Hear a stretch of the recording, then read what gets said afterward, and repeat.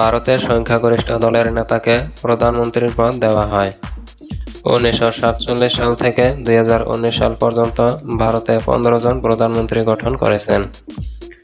ভারতের সংবিধানের আর্টিকেল 75 অনুচ্ছেদ মতে ভারতের প্রধানমন্ত্রী রাষ্ট্রপতির দ্বারা নিযুক্ত হন। ভারতের বর্তমান প্রধানমন্ত্রী হলেন নরেন্দ্র দামোদর মোদি। পণ্ডিত জওয়াহরলাল নেহেরু ভারতের প্রথম প্রধানমন্ত্রী ছিলেন, যিনি প্রধানমন্ত্রী হিসাবে দীর্ঘকাল কাজ করেছিলেন, যিনি এই দেশের পক্ষে 6130 দিন কাজ করেছেন। এরপরে ইন্দিরা গান্ধী 5829 দিন কাজ করেছিলেন। ডক্টর মনমোহন সিং এই পদে 3665 দিন কাজ করেছিলেন। জওয়াহরলাল নেহেরু স্বাধীন ভারতের প্রথম প্রধানমন্ত্রী ছিলেন, যিনি তার জীবনের শেষ সময় পর্যন্ত 1962 থেকে 1966 অবধি দেশের প্রধানমন্ত্রী ছিলেন। তিনি ছিলেন ভারতের স্বাধীনতা আন্দোলনের এক বিশিষ্ট নেতা, যাকে বাচ্চারা আদর করে চাচা নেহেরু বলা হতো। 1966 সালে লাল বাহাদুর শাস্ত্রী ভারতের প্রধানমন্ত্রী হিসাবে দায়িত্ব গ্রহণ করেছিলেন।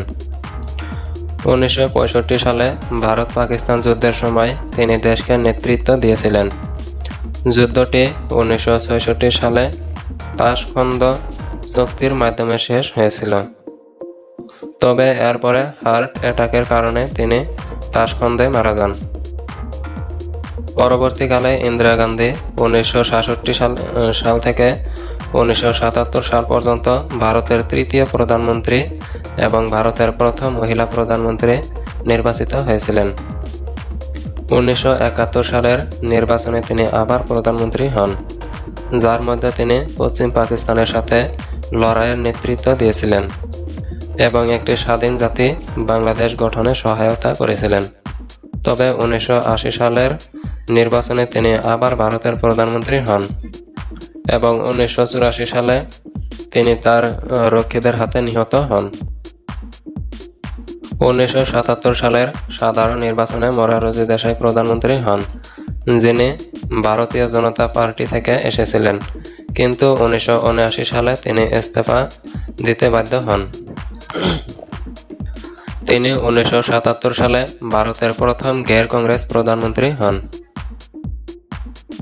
1984 সালে ইন্দিরা গান্ধীর মৃত্যুর পর তার পুত্র রাজীব গান্ধী ভারতের প্রধানমন্ত্রী হন, যিনি 1989 সাল পর্যন্ত প্রধানমন্ত্রী ছিলেন। 1991 সালে নির্বাচনের প্রচারের সময় এলটিটিই আত্মঘাতী হামলায় তাকে হত্যা করা হয়েছিল। তারপরে বিশ্বনাথ প্রতাপ সিং এবং চন্দ্রশেখর যথাক্রমে 1989 এবং 1990 সালে প্রধানমন্ত্রীর পদে নির্বাচিত হন, যার কার্যকাল 1 বছরেরও কম ছিল। বিপি নরসিংহ রাও 1991 সালে ভারতের প্রধানমন্ত্রী নির্বাচিত হয়েছিলেন। তিনি 1996 অবধি এই পদে ছিলেন। তারপর 1996 সালে অটল বিহারী বাজপেয়ী 2000 সাল অবধি প্রধানমন্ত্রী হন এবং দুবার প্রধানমন্ত্রীর পদে নির্বাচিত হন। তার আমলে তিনি 1998 সালে পোখরান-2 পারমাণবিক পরীক্ষা করেছিলেন, যার মধ্যে ভারত পারমাণবিক পরীক্ষায় সফল হয়েছিল। মনমোহন সিং 2004 সালে ভারতের প্রধানমন্ত্রী হন। 2009 সালের নির্বাচনে তিনি আবার নির্বাচিত হন। 2014 সালে নরেন্দ্র মোদি বিজেপির সদস্য হিসাবে ভারতের 15তম প্রধানমন্ত্রী হন, যিনি 2019 সালে পুনরায় নির্বাচিত হয়েছিলেন এবং এখন ভারতের প্রধানমন্ত্রী।